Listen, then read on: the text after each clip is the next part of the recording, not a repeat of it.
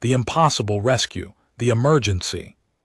Transmission reached the Galactic Council at precisely 1447 Universal Standard Time, and within moments every representative in the Grand Assembly Hall understood that 50,000 lives hung in the balance. The message originated from Deepwater Station, a massive research facility floating in the heart of the Crimson Nebula, a region of space known for its unstable gases and unpredictable energy storms. For 18 years, the Morvani had operated the station without serious incident, studying the nebula's unique properties and harvesting rare plasma crystals that formed in its dense clouds. The Morvani were aquatic beings evolved on a world covered entirely by deep oceans, and they had adapted their technology to work in fluid environments. Deepwater Station was a marvel of their engineering, a self-contained ecosystem that could process the nebula's gases and convert them into breathable atmosphere for the crew. But someone had triggered a cascade failure in the nebula's magnetic containment field. The science teams had detected it too late. Unknown attackers had deployed illegal destabilization devices throughout the sector, devices that were systematically collapsing the nebula's natural structure. What should have been a slow dissolution taking centuries was now happening in hours. The nebula was imploding, creating a compression wave that would crush anything caught inside it. The gases were becoming superheated, reaching temperatures that would vaporize standard whole materials. Worse still, the electromagnetic interference was so intense that conventional faster than light drives would fail within the nebula's boundaries. Any ship that entered would be trapped, unable to escape before the collapse reached critical mass. Station Director Kelver sent the distress signal, knowing the mathematics were brutal. 50,000 Morvani scientists, technicians, and their families needed evacuation. His species required specialized environmental suits to survive outside their aquatic habitats, suits that were bulky and limited their mobility. Standard evacuation procedures would take at least 12 hours under ideal conditions. The nebula would collapse completely in 8 hours. The compression wave was already destroying the outer sections of Deepwater Station, and the electromagnetic storms were intensifying. With each passing minute, every calculation pointed to the same conclusion. There was no time for a conventional rescue, no technology in the known galaxy that could extract that many people from such a hostile environment before it was too late. The Galactic Council convened within 30 minutes. Representatives from 300 species filled the chamber, their various forms of communication creating a symphony of clicks, whistles, telepathic waves, and synthesized voices. The Zen 3 beings of pure crystalline structure who thought in mathematical patterns, ran probability simulations that took only seconds but considered millions of variables. The garish, massive creatures who had evolved in high-gravity environments and possessed incredible strength consulted their historical databases for any precedent. The Lixian, a species of collective consciousness who shared thoughts across their entire population, broadcast waves of sorrow that resonated through every empathic species in the chamber. Every analysis reached the same devastating conclusion: a rescue operation would require ships to maintain position inside the collapsing nebula for at least 10 hours to evacuate All civilians, current shielding. Technology could protect vessels for perhaps 3 hours before the superheated. Gases and electromagnetic interference caused catastrophic systems failure. Even if they sent every available ship from surrounding sectors, they would lose thousands of rescuers while saving only a fraction of the trapped Morvani. The numbers were merciless and unforgiving. Supreme Arbiter Thexan, Zen-3, who had led the council for 60 years, made the announcement at 1730. Universal Standard Time, her crystalline form pulsed with colors that translated through the chamber systems as words. Heavy with regret, the Galactic Council declared Deep Water Station a complete loss. They would not authorize a rescue operation that would sacrifice thousands more lives. They would observe a period of mourning. They would hunt down whoever had caused this atrocity and ensure they faced justice. But they would not send ships into the collapsing nebula to die alongside the Morvani. The decision followed every protocol, respected every calculation, and aligned with the fundamental principle that had guided galactic civilization for millennia. The needs of the many outweighed the needs of the few. To sacrifice 50,000 was tragic, but to sacrifice 50,000 more in a futile rescue attempt was simply illogical. Cold mathematics governed the universe, and mathematics showed no mercy. Director Kelver received the response in his command center deep within Deep Water Station, where the compression effects had not yet penetrated around him. His people were already beginning to panic. The outer habitats had been abandoned as the gases compressed them like tin cans. He could feel the vibrations through the station structure, a low-frequency hum that spoke of imminent structural failure. His species communicated partially through bioluminescent patterns on their skin, and the entire station was flickering with fear.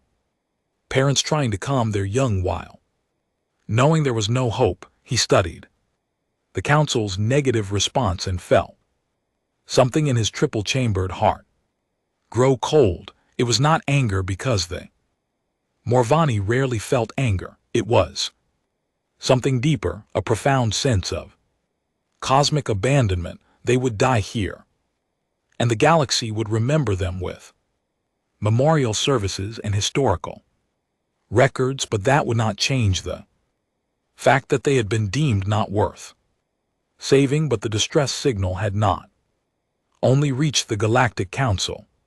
It had also been picked up by a human patrol ship conducting routine surveys in the adjacent sector. Captain Sarah Chen was 46 years old, had served in Earth's exploration fleet for 23 years, and had a reputation for 3 things: brilliant tactical thinking, a complete disregard for regulations she considered stupid, and an absolute refusal to abandon anyone who needed help. She was in her ready room aboard the S Horizon.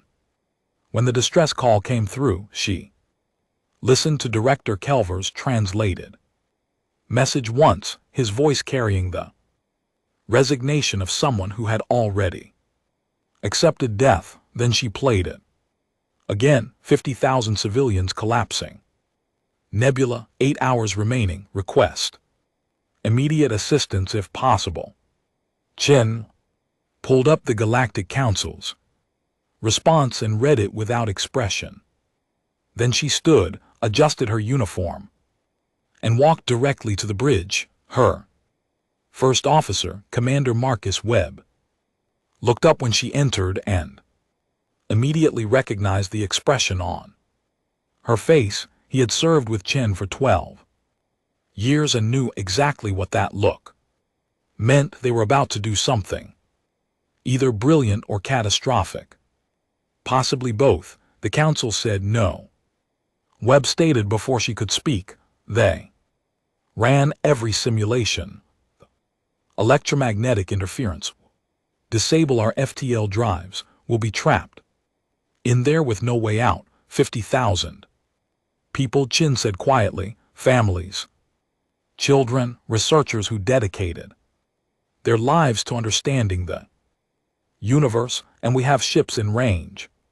We have the Horizon, the Valkyrie, and the Aramis, all within 6 hours of the nebula. That's 3 ships against a collapsing nebula that will destroy anything caught inside it. The Council has technology centuries beyond ours, and they concluded it's impossible. Then maybe they're not thinking creatively enough. Webb studied his captain carefully. Outside the bridge viewports, Stars Street passed as the Horizon maintained its patrol route. Earth's exploration fleet was still relatively new to the galactic community, humanity having achieved faster than light travel. Only 40 years ago, they were considered young, inexperienced, and somewhat reckless by most other species. What are you thinking? Chin asked. I'm thinking that humans have a bad habit of ignoring impossible when people need help. I'm also thinking that our shield technology is different from standard galactic designs. We use layered redundancy instead of unified field projection. We've never tested it against nebula compression, but theoretically, Chin interrupted. Give me a plan, a real one, not a suicide run. Webb moved to the tactical station and pulled up the nebula's readings. The electromagnetic interference is the primary problem. It'll shut down our FTL drives, trap us inside. But if we can't go through faster than light space, maybe we go through real space instead. At sublight speeds, it would take months to cross the nebula. We don't have months, we have hours. Webb smiled, and it was the smile of someone about to propose something genuinely insane. What if we don't cross the nebula? What if we surf it?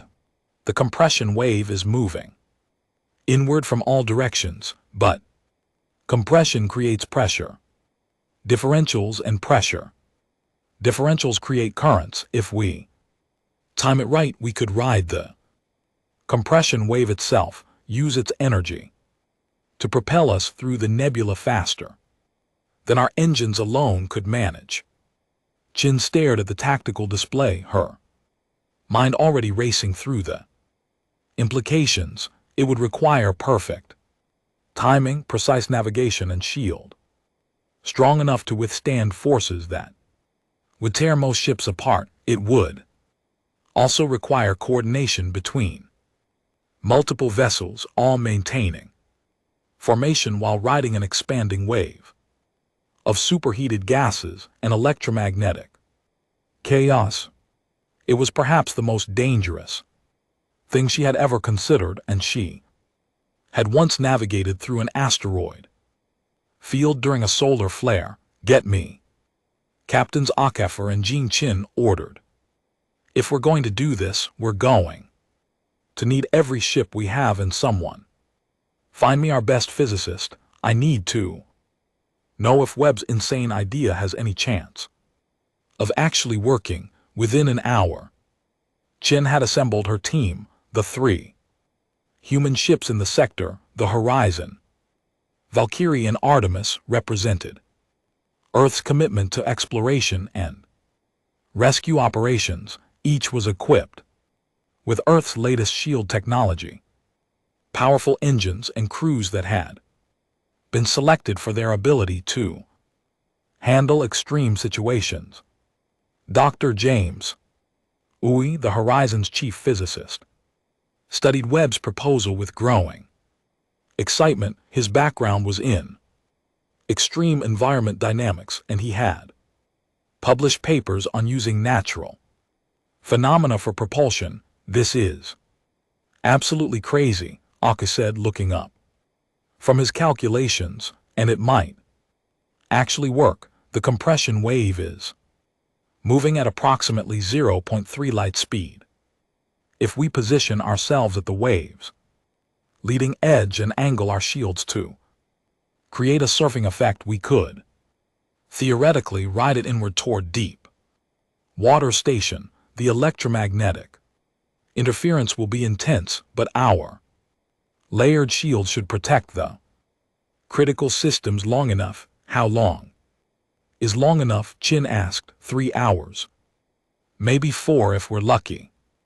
After that, the shields will start failing and we'll be exposed to temperatures that will melt our holes. Can we evacuate 50,000 people in 3 hours? Not conventionally, Ock admitted, but I have an idea about that too. The Morvani need aquatic environments. What if we convert our cargo bays into temporary water tanks? We can fit 5 times more people if they're in their natural fluid environment instead of wearing bulky environmental suits. Chin felt something shift in her chest, the familiar sensation of an impossible plan starting to look possible. Make it happen. I want those cargo bays converted within 2 hours. Web coordinate with Valkyrie and Artemis. We're going to need perfect synchronization and someone contact deep water station. Let them know help is coming. The Morvani director Kelver received the message 45 minutes later, and for several seconds he could not process what he was hearing. His bioluminescent patterns flickered in confusion, then shifted to something that might have been hope. Fragile and dangerous. Captain Chin, this is Director Kelver. We received your transmission, but we must inform you that the Galactic Council has already determined rescue is impossible. The electromagnetic interference, the compression wave, the time constraints all make this attempt suicide for your ships. We cannot ask you to sacrifice yourselves. You're not asking. Chin replied, her voice calm and absolutely certain. We're an LT Uncan GT offering, and humanity has a saying. Director Kelver, the only way to discover the limits of the possible is to go beyond them into the impossible. Get your people ready to evacuate. We're coming in against all odds. The 3 human ships arrived at the edge of the Crimson Nebula at 1915 Universal Standard Time, and the sight that greeted them would be seared into the memory of every crew member forever. The nebula stretched across space like a vast crimson ocean, its gases swirling in patterns that defied normal physics. But this was no longer the stable phenomenon that scientists had studied for decades. The compression wave was visible even from a distance, a darker ring of condensed matter moving inward from all directions, crushing everything in its path. The electromagnetic storms created lightning displays that arced between gas clouds, each bolt carrying enough energy to vaporize a small moon. And somewhere deep within that chaos, hidden behind layers of superheated plasma and magnetic interference, was deep water station with 50,000 Morvani waiting to die. Captain Sarah Chin stood on the bridge of the horizon, studying the sensor readings with an expression that gave away nothing of the fear churning in her stomach. The compression wave was moving faster than their initial calculations had predicted, and the temperature readings were climbing into ranges that should not be possible in normal space. Beside her, Commander Webb worked the tactical station with focused intensity, calculating approach vectors and shield configurations. Dr. Ock was at the science station, monitoring the wave patterns and making constant adjustments to their surfing trajectory. The bridge crew moved with practiced efficiency, but Chin could feel the tension radiating from every person. They all knew what they were attempting before had been declared impossible by species with millennia more experience than humanity. All ships report ready. Webb announced cargo bays have been converted to aquatic transport. We've got capacity for approximately 17,000 more Vani per ship. Shield generators are at maximum output, and we've routed auxiliary power to the forward deflectors. We're as ready as we're going to get. Chin activated the fleet-wide communication channel. Her voice was steady, carrying the kind of calm authority that came from years of commanding in crisis situations. Captains Okafor and Jing, this is Chin. We are about to attempt something that every expert says cannot be done. We are going to ride a compression wave through an electromagnetic hellstorm to rescue 50,000 people that the galaxy has written off is already dead. Our shields will fail. Our systems will be pushed beyond their design limits, and we will be cut off from any support or backup. But those people down there are counting on us, and I did not join the exploration fleet to let mathematics decide who lives and dies. We go in together, we extract everyone we can, and we come out together. No one gets left behind. The response from the Valkyrie came first. Captain Amara Okafor and LT Unk and GTS, voice carrying a slight Nigerian accent. An absolute conviction. Horizon, this is Valkyrie. We did not come all this way to turn back now. My crew is ready. Captain Li Jiang and LT Unk and GTS voice followed from the Artemis, calm and measured. Horizon, this is Artemis. Let us show the galaxy what humans can do when we decide impossible is just another challenge. Chin allowed herself a small smile. Then let's an LT Unk and GT go surf a collapsing nebula. The three ships moved forward in perfect formation, their shields already beginning to glow as they encountered the outer edges of the compression wave. The plan required split-second timing and absolute trust. Between the vessels, they would position themselves at the leading edge of the wave, angle their shields to create a pressure differential, and allow the immense forces of the collapsing nebula to propel them inward faster than their engines alone could achieve. The moment they entered the wave, every alarm on every ship began screaming. The forces hitting their shields were beyond anything they had trained for, beyond anything their simulations had prepared them for. The horizon shuddered violently, and Chin had to grip her command chair to stay upright. The view screen showed nothing but crimson chaos. Gases compressed so tightly they were beginning to achieve fusion reactions, creating miniature stars that flared and died in microseconds. This is Valkyrie, Captain Okafor transmitted, her voice tight with strain. We are experiencing shield stress at 70%. Capacity adjusting angle by 3 degrees.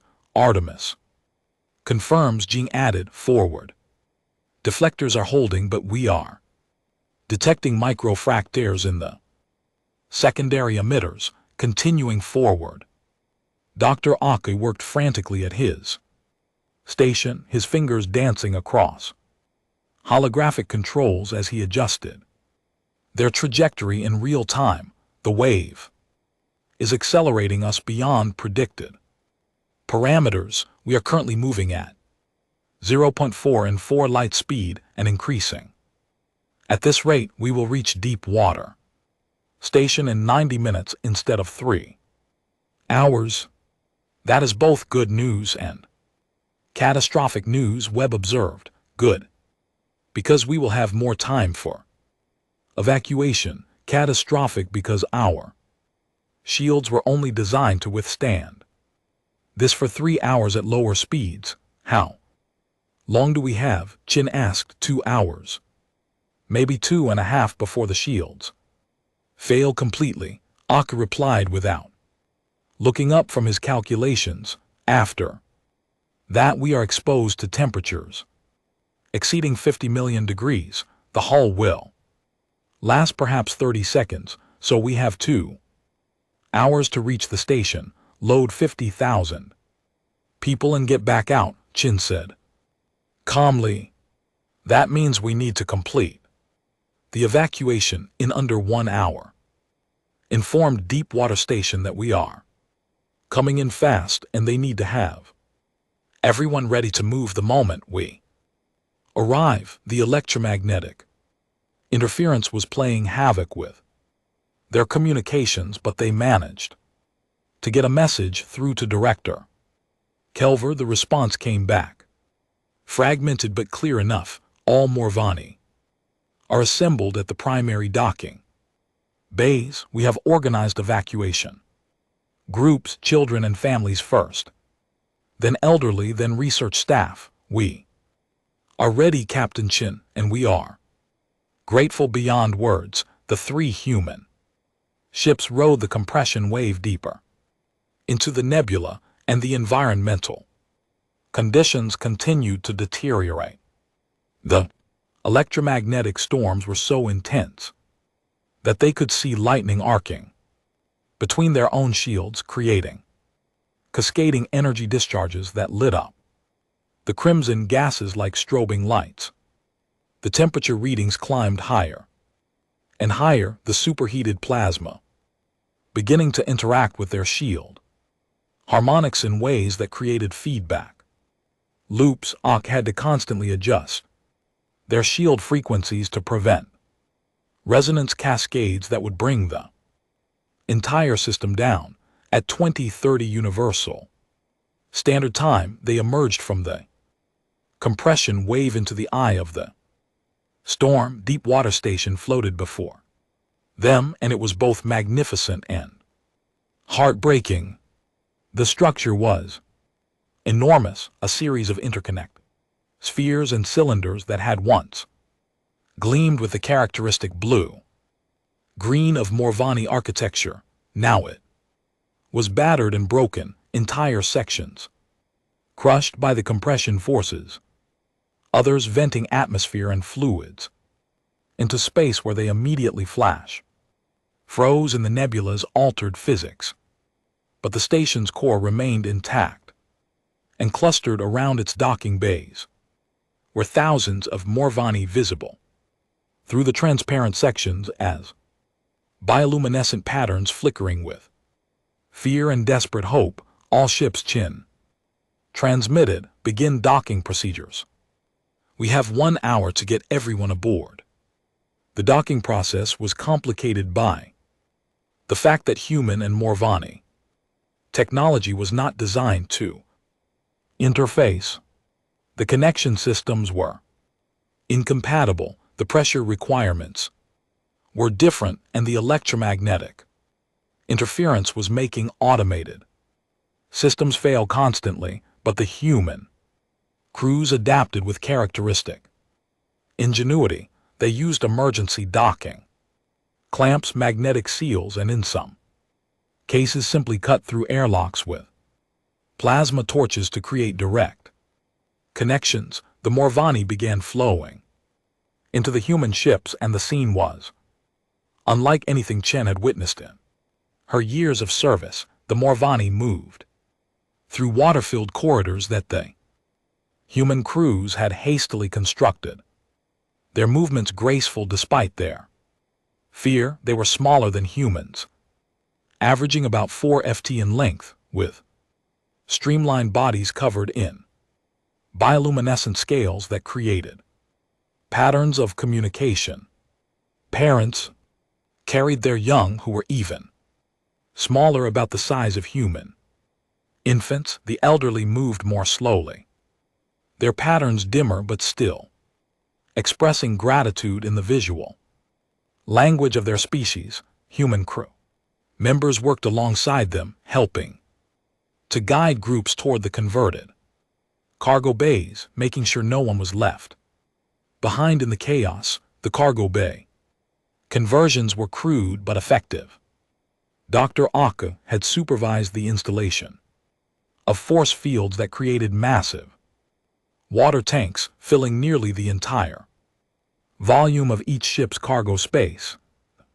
Morvani could exist comfortably in their natural aquatic environment, packed far more densely than would ever be possible if they were wearing environmental suits. It was uncomfortable, certainly, but it would keep them alive long enough to reach safety. The evacuation proceeded with remarkable efficiency. Considering the circumstances, Director Kelver had organized his people with military precision, creating groups of exactly 500 that moved as units. The human crews quickly learned to recognize the bioluminescent patterns that indicated family groups, medical emergencies, or structural concerns.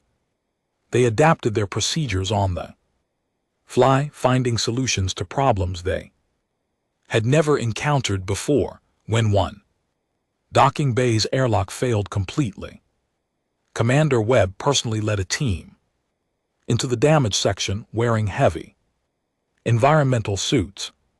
They jury-rigged a temporary pressure tunnel using emergency airlocks and cargo netting, creating a passage that allowed 3,000 Morvani to evacuate through what should have been an impassable breach. When the water filtration systems in the Aramis started failing under the load of so many additional life forms, Captain Zhang rerouted power from non-essential systems and had her engineering team construct improvised filters using materials scavenged from the station itself. At the 40-minute mark, they had evacuated 38,000 Morvani. The ships were already far beyond their designed capacity, the cargo bays filled with water and frightened civilians, but 12,000 remained on deep water station, and the compression wave was closing in. Again, the eye of the storm was shrinking, the safe zone becoming smaller with each passing minute. Shields are at 40%, Webb reported, his voice tense. The wave is converging faster than predicted. We have maybe 20 minutes before this entire region becomes uninhabitable. Chin made a decision that would either save everyone or kill them all. All ships emergency procedure. We are going to dock directly to the station central core and create a continuous evacuation chain. No more individual group movements. We flow everyone through as fast as physically possible. It was dangerous because connecting all 3 ships to the station simultaneously would make them vulnerable. If the structure failed, they would all be locked together, unable to maneuver, unable to escape if something went catastrophically wrong. But it was also the only way to evacuate 12,000 people in 20 minutes. The 3 human vessels locked onto deep water station central core, creating a trinity of connections. The hatches opened and the evacuation became a continuous stream. Morvani flowed through the connections like a river. Human crew members stationed at intervals to guide and assist. Children came through in clusters. Surrounded by adults, the elderly moved more slowly but were helped along by both humans and younger Morvani. The research staff came last, many of them carrying data cores and samples, unwilling to abandon years of work, even in the face of death. Director Kelver supervised from the station, his bioluminescent patterns shifting constantly as he communicated with different groups. He watched as his people flowed into the human ships as these strange bipedal creatures who barely knew his species worked tirelessly to save every single life. At the 50-minute mark, there were 5,000 Morvani remaining. At 10 minutes, 2,000. At 5 minutes, fewer than 300. The compression wave was visible now, even inside the eye of the storm, a wall of supercompressed matter advancing from all directions. The temperature was spiking, the electromagnetic interference reaching levels that were causing systems failures across all 3 ships. Chen watched the countdown with ice in her veins, watched as the last groups of Morvani evacuated, watched as Director Kelver himself finally left his command center. The Morvani director was the last civilian to board, swimming through the connection to the horizon with his patterns flickering in patterns that Chen's translator interpreted as gratitude and sorrow. Behind him, deep water station was coming apart.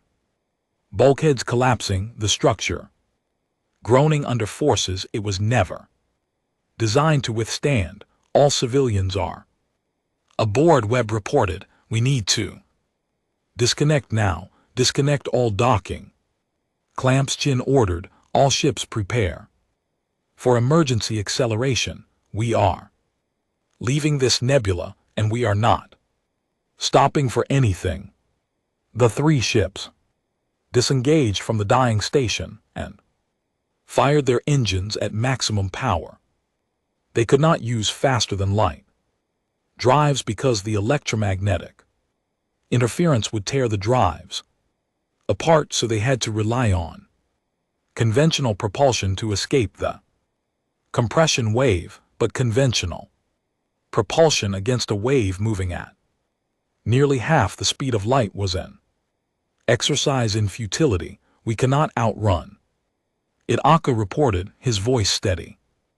Despite the impossibility of their situation, the wave will overtake us in approximately 8 minutes. Shields will fail in 6.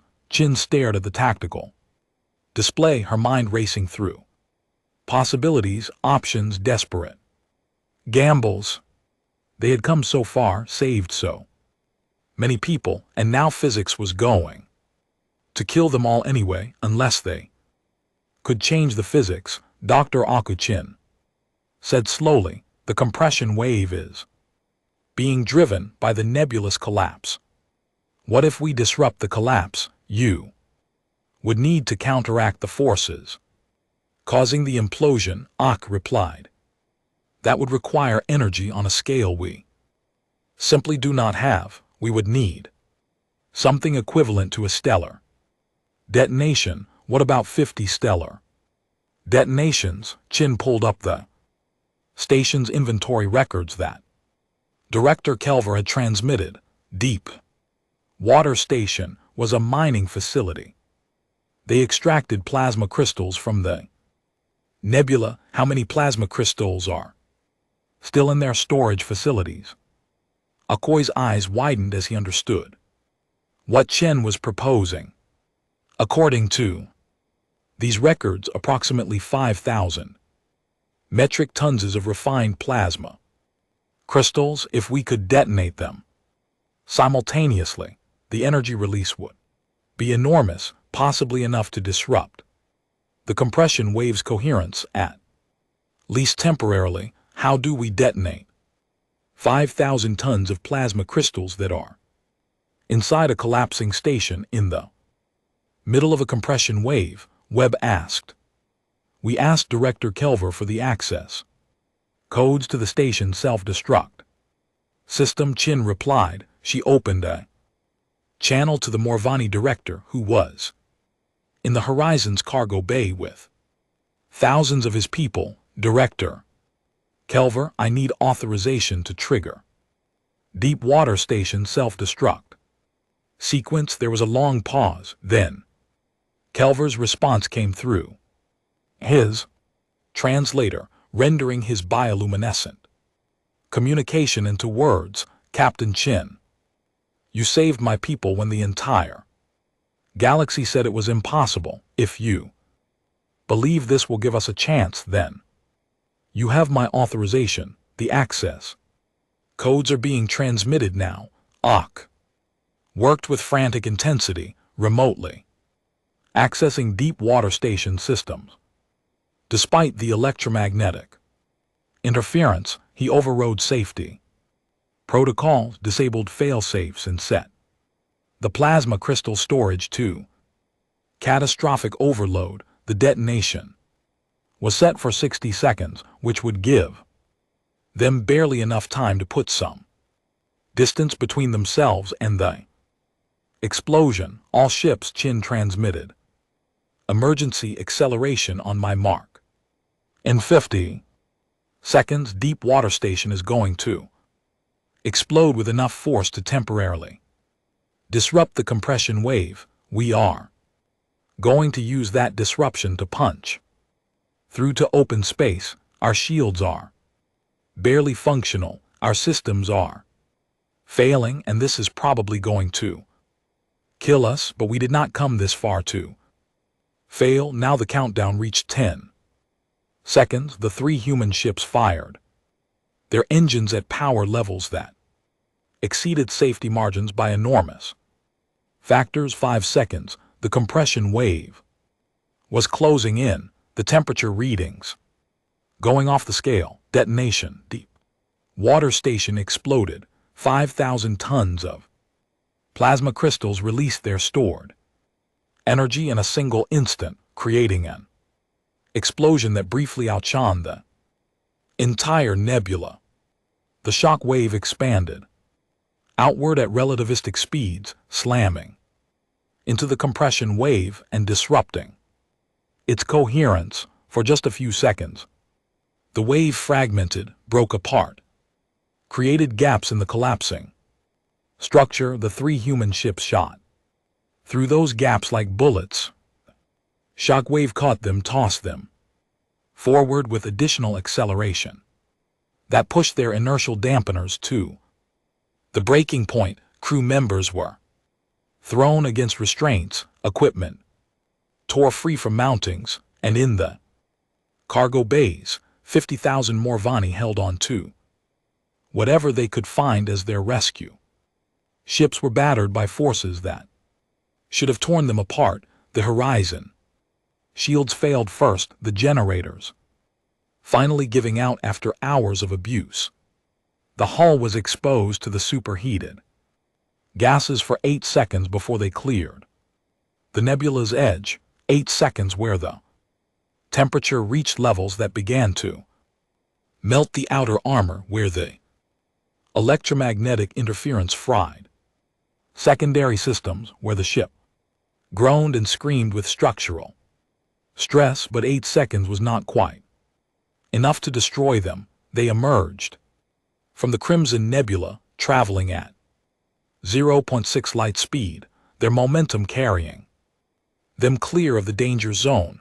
Behind them, the nebula completed its collapse, crushing down into a dense core that would eventually form something new, perhaps a neutron star or a black hole.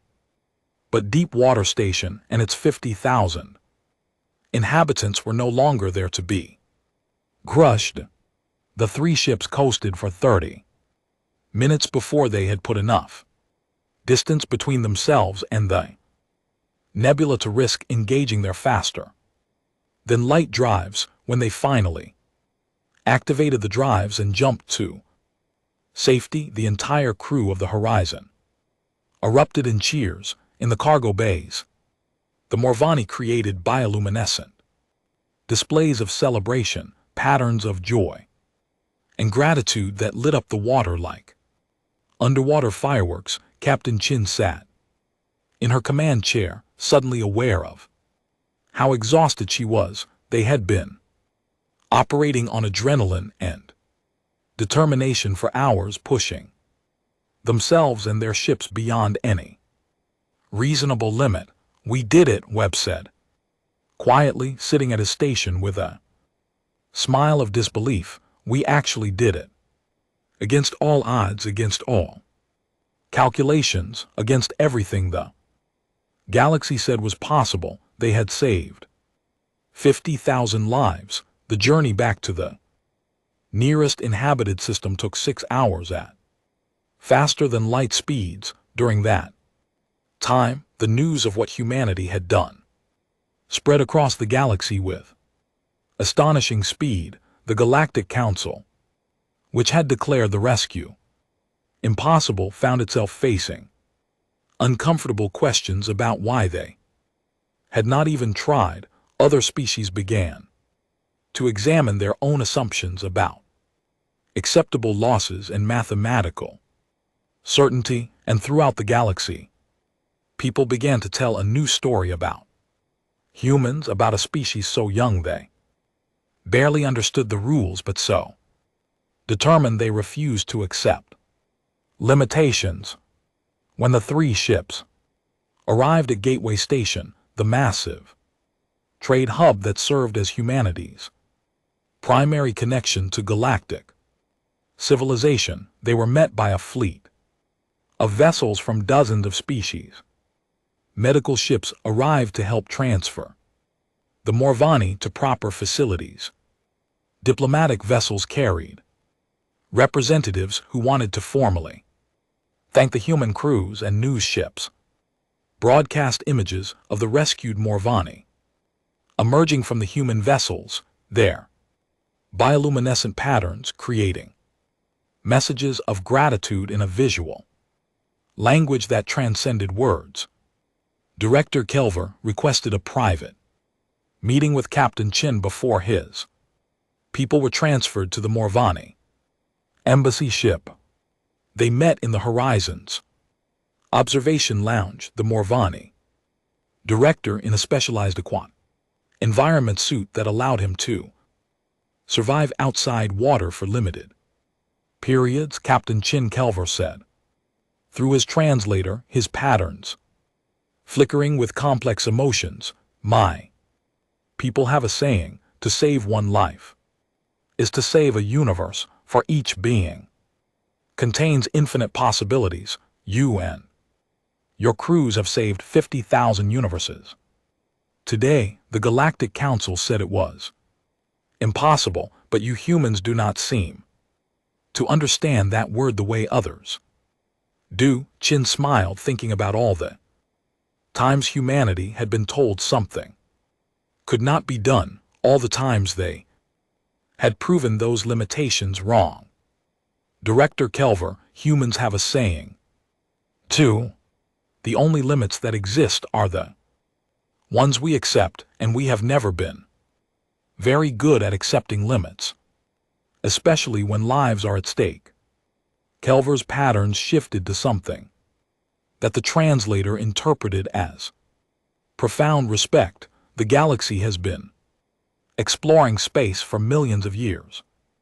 Captain Chin, civilizations have risen and fallen, technologies have advanced to heights your species has not yet imagined, but in all that time, all that advancement, we forgot something important. We forgot that sometimes the answer to impossible is not better technology or more time or perfect calculations. Sometimes the answer is simply refusing to give up. Humanity has reminded us of that, and for that the Morvani will be forever grateful. After Kelver departed, Chin stood at the observation window looking out at the stars. Somewhere out there, the Crimson Nebula was still collapsing, still transforming into something new, but 50,000 people who should have died were alive, saved by humans who decided that impossible was just another word for challenging. Commander Webb joined her at the window. They are calling us heroes across the galaxy. Our names are going to be in history text. Jin Shrugged, we did what any decent person would do. We helped people who needed it. That is not heroism, that is just being human. In the weeks that followed, the impact of the deep water station rescue rippled across galactic civilization. The Galactic Council implemented new policies about emergency rescue operations, creating rapid response teams and dedicating resources to developing new technologies, specifically for extreme environment evacuations. Multiple species began studying human shield technology and propulsion systems, trying to understand how humanity had achieved what they had declared impossible. The Morvani formally requested that Earth establish an embassy on their home world, beginning a friendship between the two species that would last for generations. And throughout the galaxy, people began to look at humanity differently. They were no longer just the young species, the newcomers who barely understood the rules.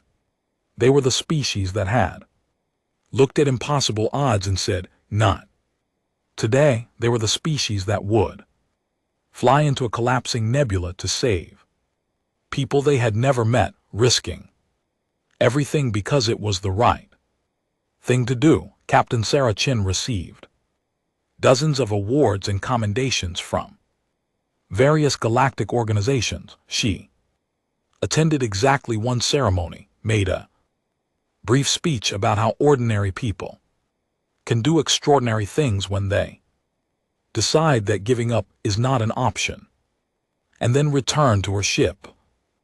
Horizon had sustained significant damage during the rescue, and while it was being repaired, Chin worked with her crew to analyze what they had learned, to document the procedures they had developed to ensure that the next time someone said a rescue was impossible, humanity would have even better tools to prove them wrong. On the 1-month anniversary of the rescue, Director Kelver sent a message to Captain Chin.